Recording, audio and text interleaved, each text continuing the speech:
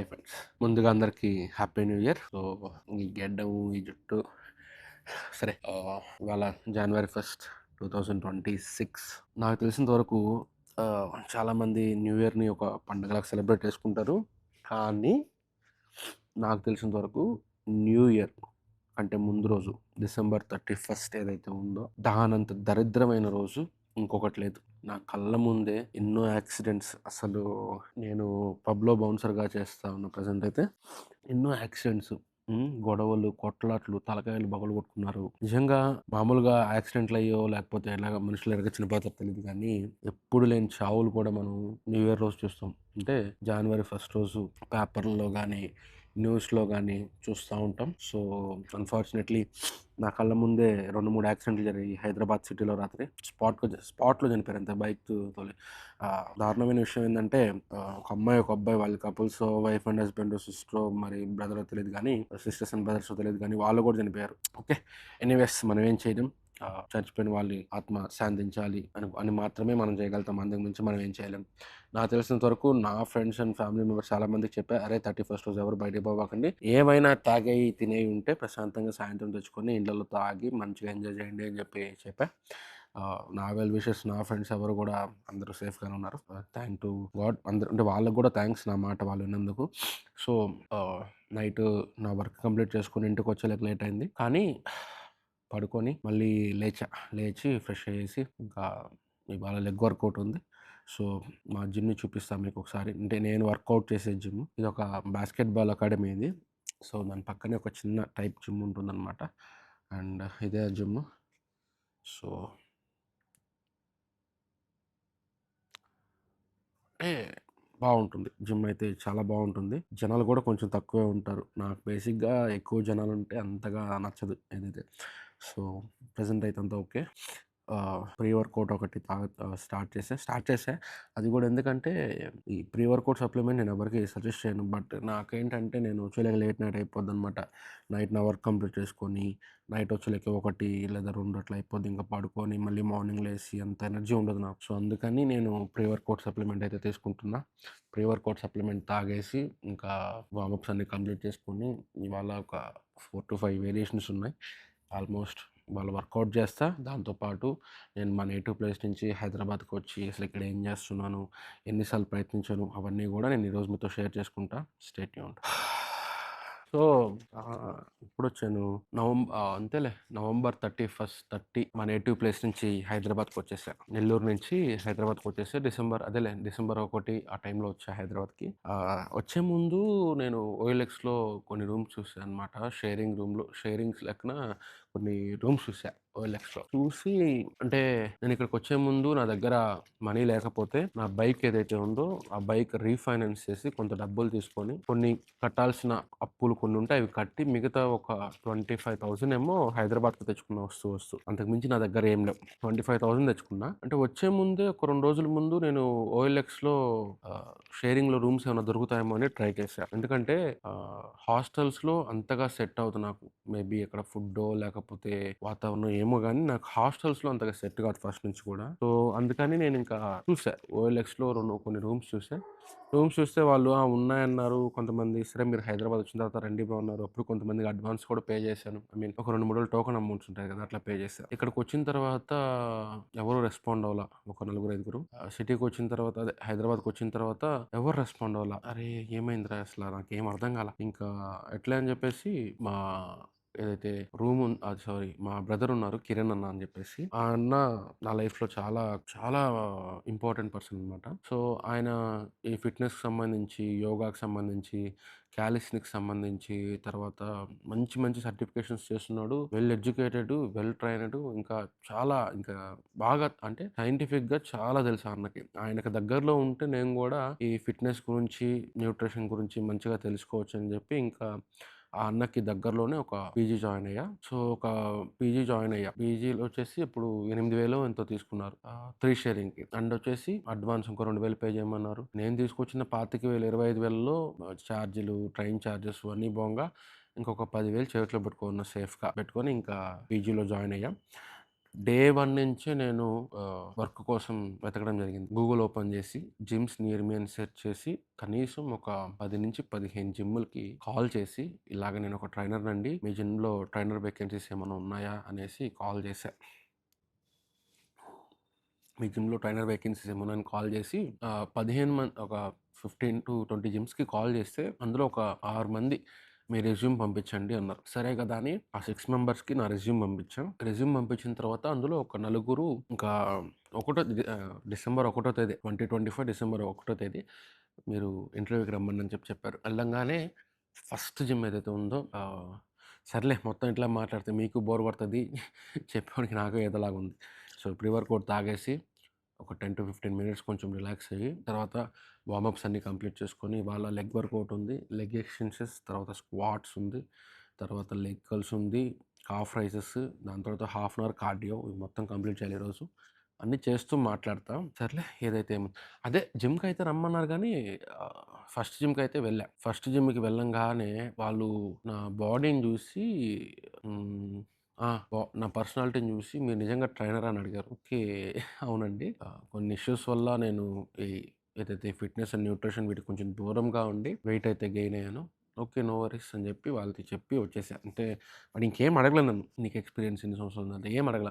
Just చూడంగానే నువ్వు నిజంగా ట్రైనర్‌వా అని అడిగాడు. ఓకే. హ్యాపీ అనిపించింది. అంటే నేను ఎలాంటి పర్సన్ అంటే అందరూ గెలిస్తే ఆనందపడతారు. నేను ఫెయిల్ అయితే ఆనందపడతా. చిన్నప్పటి నుంచి కూడా నాకు ఫెయిల్ అవ్వడం బాగా ఇష్టం. అంటే అని కాదు, ఆ ఫెయిల్యూర్‌ని నేను అడాప్ట్ చేసుకుంటా. నేను హ్యాపీగా ఫీల్ అవుతా. ఓకే. నెక్స్ట్ టైమ్ ట్రై చేద్దాం అని ఒక పాజిటివ్ వేలో వెళ్ళిపోతాను అనమాట నేను.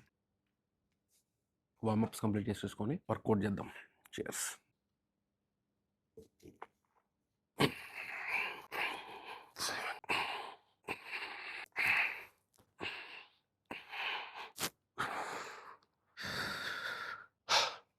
ఇంకా ఫస్ట్ జిమ్‌కి ఇంటర్వ్యూకెళ్ళా. ఇంటర్వ్యూకెళ్తే వాడు ఇంకా ఆ మాట అన్నాడు. నువ్వెలా ఉన్నావురా అయ్యా! నువ్వేం ట్రైనర్ అనేసి.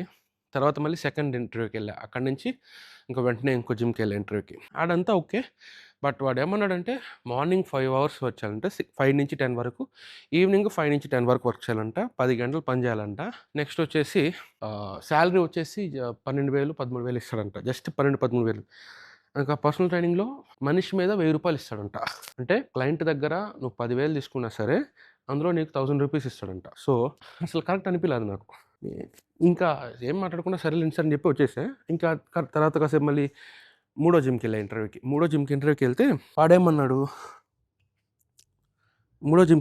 వాడేమన్నాడంటే నా మార్క్ లిస్ట్, సర్టిఫికేట్స్ అవన్నీ ఒరిజినల్ కూడా ఇవ్వాలంట. ఒరిజినల్ సర్టిఫికేట్ వాడికిస్తే నేనేం చేయాలా? ఒరిజినల్ సర్టిఫికేట్ ఇచ్చేసి ఇంకా అగ్రీమెంట్ చేయాలంట సంవత్సరం రోజులు. ఏమన్నా మతుని మాట్లాడుతున్నాడా వాడా?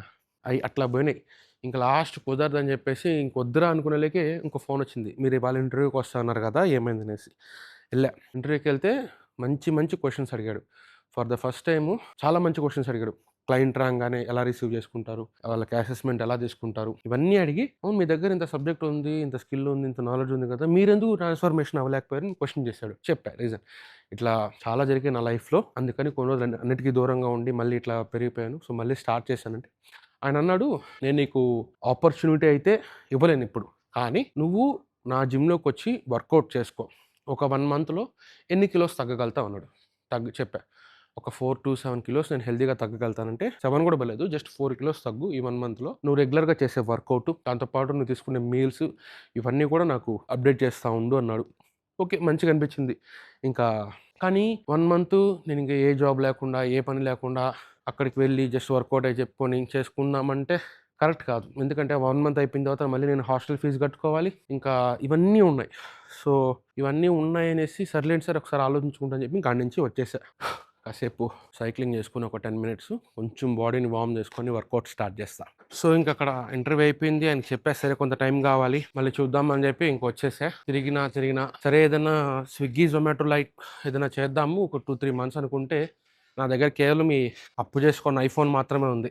మళ్ళీ ఇప్పుడు నా ఒక చిన్న ఆండ్రాయిడ్ ఫోన్ ఉండింది. అది మా అమ్మకి ఇచ్చేసా. మా అమ్మ ఫోన్ పగిలిపోతే. ఇప్పుడు మళ్ళీ ఫోన్ కొనాలంటే అప్పు చేయాలి. నేను తీసుకొచ్చిన 25,000లో హాస్టల్ ఫీజు, ఛార్జ్‌లు అన్నీ పోగా నాకు దగ్గర ఒక 10,000-9,000 ఎంతో ఉన్నాయి అంతే. సో, ఇంకా హాస్టల్‌కి వచ్చేసాం కదా అని చెప్పి ఇంకా మిగిలిన డబ్బులతో కెటిల్, ఒక బెడ్‌షీట్ కొన్ని కొనుక్కున్న ఆడొక 2, 2.5 వేలు ఎగిరిపోయింది. ఇప్పుడేంటి జిమ్ ట్రైనర్‌గా ఇంకా ఇక సెట్ అవ్వదు అని అర్థమైపోయింది. పోనీ ఫ్రీలాన్సింగ్ ఏమన్నా స్టార్ట్ చేద్దామని నాకు తెలిసిన కొంతమంది క్లయింట్స్‌ని అప్రోచ్ అయితే వాళ్ళు సారీ మేము ఇంట్రెస్ట్‌లో లేము అని చెప్పేసి అన్నారు.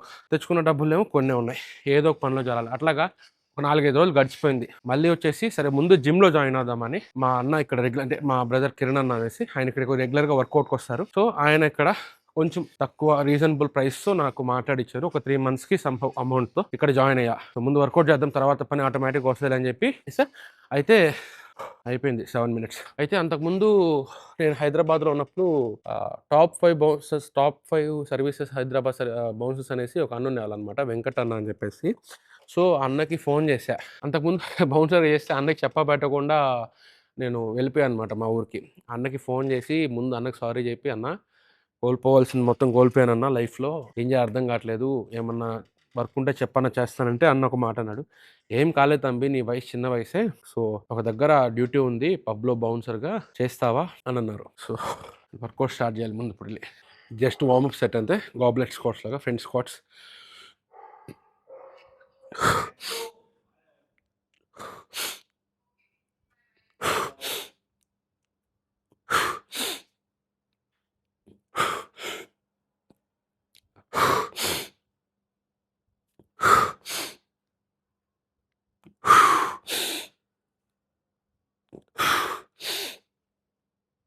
సో నా ఫస్ట్ వర్కౌట్ ఇది. సో ఇది వచ్చేసి నా ఫస్ట్ వర్కౌట్. Leg extensions. కొన్ని పదాలు నోరు తిరగవు. నాలిక మందం కదా.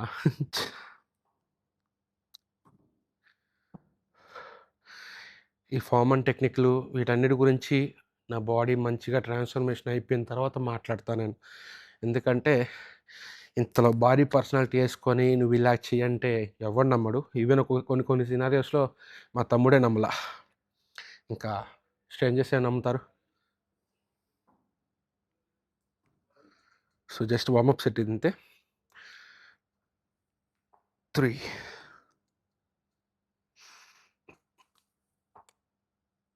4 5 6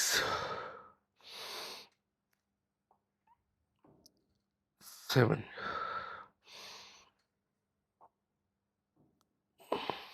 8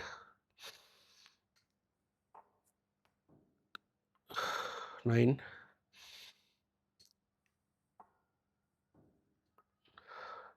10 11 12. సో జస్ట్ వార్మప్ సెట్ అంతే. నెక్స్ట్ వర్కింగ్ సెట్ ఉంటుందన్నమాట. సో ఇంకా తర్వాత ఆయన ఇట్లా ఒక పబ్‌లో బౌన్సర్‌గా ఆపర్చునిటీ ఉంది. నువ్వు చేసుకుంటావా అని అడిగారనమాట. సో ఆపర్చునిటీ మంచిగా ఉంది. పబ్‌లో బౌన్సర్ అంటే అసల సాలరీ ఏమాత్రం ఇస్తారు, టైమింగ్స్ ఏంటి అన్నీ అడిగా. అడిగితే ఆయన "నువ్వు ఇక్కడికి రా తమ్ముడు ఫస్టు తర్వాత మాట్లాడదాం" అంటున్నారనమాట. సరే కదా అని చెప్పి అలాగే అన్నా అని చెప్పా. రమ్మన్నారు. వెళ్ళా. వెళ్ళిన తర్వాత "ఏంట్రా ఇంత లావు అయిపోయావు" అని అడిగారు చూడండి. అదేం లేదన్నా ఇట్లా జరిగింది అంటే, సర్లే లావు అయితావు కానీ కడుపు పెంచబాక. అది నువ్వు జనాలకి నువ్వు మైనస్ అవ్వకూడదు అని చెప్పి అన్నారు. ఓకే అన్నా అని చెప్పి చెప్పా. తర్వాత ఈ వర్కింగ్ సెట్ ఇది కంప్లీట్ చేసిన తర్వాత మేడం. సో లాస్ట్ టైం వచ్చేసి నేను 60 కేజీస్‌తో 65 70 లాస్ట్ టైం వచ్చేసి 70 కేజీస్‌తో 12 రెప్స్ వచ్చాయి. దగ్గర దగ్గర 8 డేస్ 9 డేస్ అవుతుంది ఈ వర్కౌట్ చేసి. ఇప్పుడు అదే 70 కేజీస్ 12 రెపిటేషన్స్ దాటాలి. అదే ప్రోగ్రెసివ్ ఓవర్‌లోడ్. వీటన్నిటి గురించి కూడా మాట్లాడతా. అయితే అన్నిటికంటే ముందు ఫస్ట్ నా బాడీని ట్రాన్స్‌ఫర్మేషన్ చేసుకోవాలి. Let's see. I think 12 reps కానీ దాటాయంటే మనం లాస్ట్ టైమ్‌ని బీట్ చేసినట్టు. So ready? 1 వెయిట్ ఏసాం కాదా అని చెప్పేసి ఊగిపోయి చేయకూడదు. 2 జర్కులు రాకూడదు.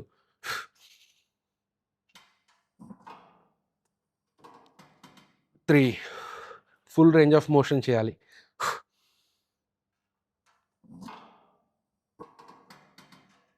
4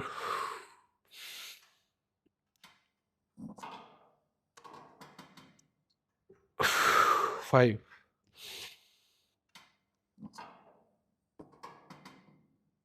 6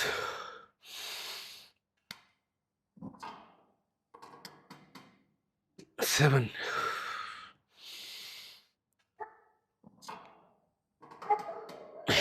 8 మంట స్టార్ట్ అయింది క్వాడ్రైసెప్స్లో.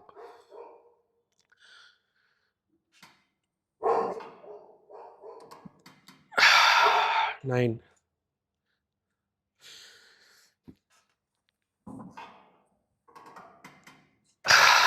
10 వచ్చేస్తాయి.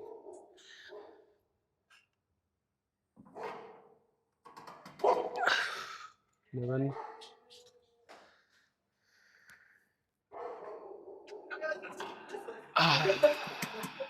12 ఈజీ.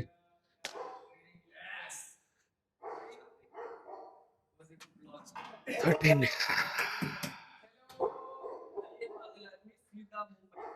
13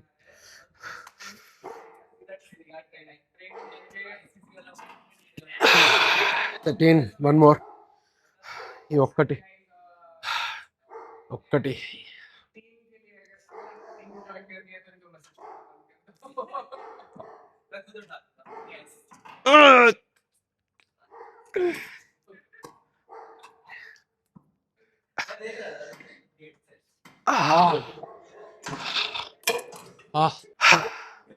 లాస్ట్ టైం ఈ వర్కౌట్ చేసినప్పుడు 70 kgsతో 12 reps వచ్చాయి. ఈసారి 14 reps చేసాం, విచ్ ఈస్ అచీవ్ చేసామన్నమాట అలా ఆ లాస్ట్ టైం వర్కౌట్ని. సో ఇది అయిపోయిన తర్వాత మళ్ళీ వెంటనే స్క్వాట్ ఉంది. స్క్వాట్ వచ్చేసి డీప్ స్క్వాట్ చేయాలన్నమాట. అది 60 kgsతో ఫస్ట్ సెట్ చేస్తాం అది. సో సెకండ్ వర్కౌట్ ఇది, బ్యాక్ స్క్వాట్. లాస్ట్ టైం ఈ వర్కౌట్ చేసినప్పుడు 60 kgsతో దగ్గర ఒక 12-13 reps వచ్చాయి. ఈసారి మినిమం 15 reps ట్రై చేయాలి. Let's have.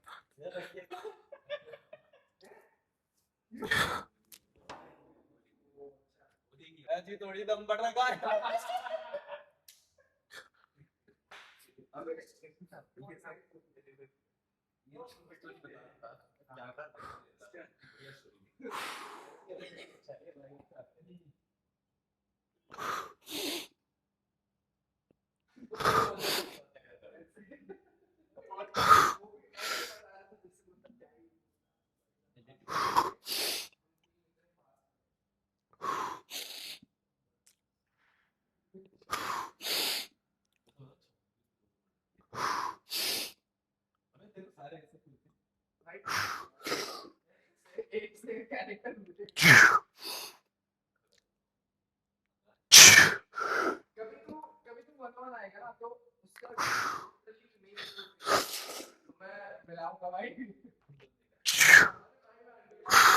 12 13 14 15 16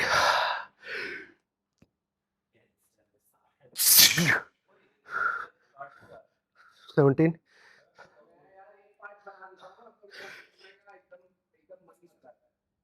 18 last two more.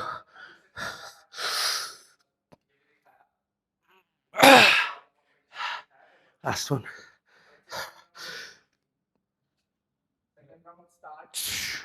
20.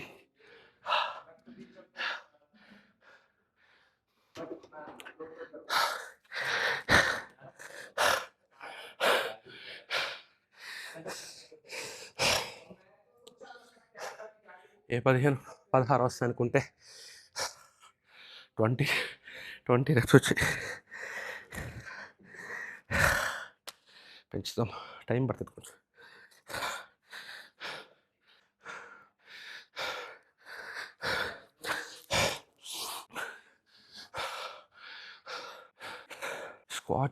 Squat అనేది నా ఫేవరెట్ వర్కౌట్. యాక్చువల్గా లెగ్ వర్కౌట్ అంటే నాకు బాగా ఇష్టము, అలాంటిది స్క్వాట్ అంటే పడి చచ్చిపోతా, అంత ఇష్టం. సో నా వర్కౌట్స్ అన్నీ 3 సెట్స్ 4 సెట్స్ ఈ పంచాయతీ అంతా ఉండదన్నమాట. జస్ట్ 1 or 2 సెట్సే ఉంటాయి. ఆ వర్కౌట్ ఎందుకు చేస్తాను, నాకు మంచిగా రిజల్ట్ వచ్చిన రోజు మీతో షేర్ చేసుకుంటా. అయితే అయితే ఆయన సరేరా వర్క్కి రమ్మని పిలిచాడు. ఫైనాన్షియల్ డిస్ట్రిక్ట్లో, హైదరాబాద్ ఫైనాన్షియల్ డిస్ట్రిక్ట్లో ఒక పబ్ అది. ఆ పబ్లో బౌన్సర్గా రమ్మన్నారు. టైమింగ్స్ అన్నీ చెప్పారు. టైమింగ్స్ వచ్చేసి Sunday, Monday, Tuesday, Wednesday, Thursday evening 7 నుంచి 6:45 నుంచి నైట్ 12 వరకు ఉంటుంది. ఫ్రైడే, సాటర్డే మాత్రం 6:30 నుంచి నైట్ 1 వరకు ఉంటుంది. టైమింగ్స్ అయితే ఇవి. శాలరీ వచ్చేసి 18,000 ఇస్తామన్నారు. చెప్పా అన్నా 20,000 ఇస్తే నాకు చాలా హెల్ప్ఫుల్ అయినట్టు ఉంటుంది, నాకు కొంచెం డైట్కి కొంచెం సెట్ అవుద్ది అమౌంట్. సో కుదిరితే 20,000 ఇవ్వడానికి ట్రై చేయండి అన్న. సరే నీ వర్క్ చూసి ఇస్తాలే అన్నాడు. అలాగే ఆల్రెడీ మనకు కొంచెం ఎక్స్పీరియన్స్ ఉంది కాబట్టి, నెల్లూరులో బౌన్సర్గా వెళ్ళాను అప్పుడప్పుడు, అలాగా కొంచెం ఎక్స్పీరియన్స్ ఉంది కాబట్టి ఆయన సరే అలాగే తమ్ముడు 20,000 శాలరీ ఇస్తాను అని చెప్పి అన్నాడు. సో December 6th నుంచి అంటే హైదరాబాద్కి వచ్చిన వారం తర్వాత ఒక వర్క్లో జాయిన్ అయ్యా. ఒకప్పుడు అనుకునేవాడిని ఎవరి కింద పని చేయకూడదు, అసలు ఒకరి కింద పని చేయకూడదని. బట్ చివరిగా ఒకరి కిందే పని చేయకూడదని అనుకొని లాస్ట్కి మళ్ళీ శాలరీకే జాయిన్ అయ్యా. సో చూద్దాం ఈ జర్నీ ఎంతవరకు వెళ్తుందో. Let's see what happens. బాడీలో స్ట్రెంత్ అంతా తగ్గిపోయింది అసలు. ఒక పక్క ఎండ, బయట ఎండ కూడా ఎక్కువ ఉంది. సో వర్కింగ్ అవర్స్ అయితే ఇవి. అలాగ ఈ యొక్క 21 డేస్ రెగ్యులర్గా వర్కౌట్ లేదు, అలానే డైట్ కూడా ఫాలో అవ్వాలా. జస్ట్ నా బాడీకి వర్కౌట్ అలవాటు చేశా ఇన్ని రోజులు. సో ఇవాళ January 1st కదా, ఇవాళ నుంచి కొంచెం రెగ్యులర్గా చేద్దామనేసి స్టార్ట్ అయ్యా. So let's see. ఇంకొక 2 వేరియేషన్స్ ఉన్నాయి, అది కంప్లీట్ చేసుకొని వెళ్ళిపోవాలి. టైం ఏమో 2:30 అవుతుంది దగ్గర. ఇక్కడ కాంటెంట్ క్రియేటర్స్ ఏదే వీడియోలు చేసే వాళ్ళు చాలామంది ఉన్నారు. మనుషులు ఎక్కువైపోయింది, నాకు ఒక తెలియని భయం వస్తుంది. అంటే ఉన్న వాళ్ళందరూ మంచిగా పర్సనాలిటీస్ బాడీలు వేసుకొని ఉన్నారు. నేనే కొంచెం దొబ్బుగా, లావుగా, కొవ్వుగా, గడ్డం పిచ్చోళ్ళలాగా ఉన్నా. ఎనీవేస్ అవన్నీ పట్టించుకోం మనం. ఒక 2 వేరియేషన్స్ ఉన్నాయి, చేసుకొని వెళ్దాం కొంపకి. Let's go. 32, 33, 34, 35, 36, 37, 38, 39, 40. Fuck. So already warm up set అయిపోయింది. Seated leg curls. Last time 60 kgs తో 10 reps వచ్చాయి, అప్పుడు క్రాంప్ వచ్చేసింది అనమాట. సో ఈసారి చూద్దాం. ఆల్రెడీ వార్మప్ సెట్ అయిపోయింది. సో ఇది ఐ థింక్ వర్కింగ్ సెట్ అవ్వద్దు అనుకుంటున్నా. అబ్బో ఇక్కడ దీనికి ఏంటంటే, మామూలుగా ఇంతకుముందు నేను వర్కౌట్ చేసిన జిమ్లో వచ్చేసి ఇక్కడ ఇది ఉంటుంది, మోకాళ్ళు పైకి లేకుండా పర్ఫెక్ట్గా సెట్టింగ్. బట్ ఇక్కడ ఏంటంటే మోకాళ్ళు పైకి లేస్తుంది. సో మ్యాక్సిమం కంట్రోల్డ్గా చేయడానికి ట్రై చేయాలి. రెడీ, 1, 2, 3, 4, 5, 6, 8, 9, 10, 11, 12, 13, 14, 15, 16,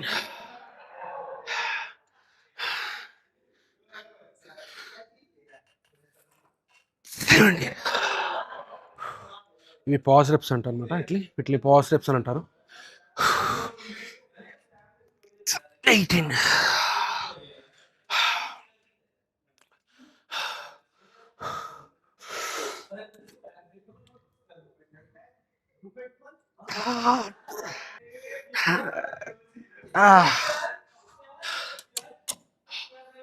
18 రెప్స్ వచ్చాయి.